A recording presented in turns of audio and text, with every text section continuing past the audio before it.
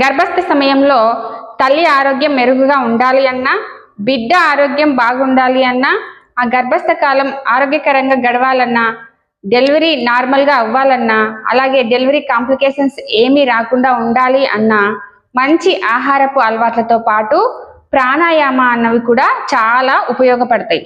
ఈ ప్రాణాయామ చేయడం వల్ల ఏమవుతుంది అంటే, మనకి తెలుసు ఆక్సిజన్ అన్నది బాగా సఫిషియెంట్గా అందుతుంది.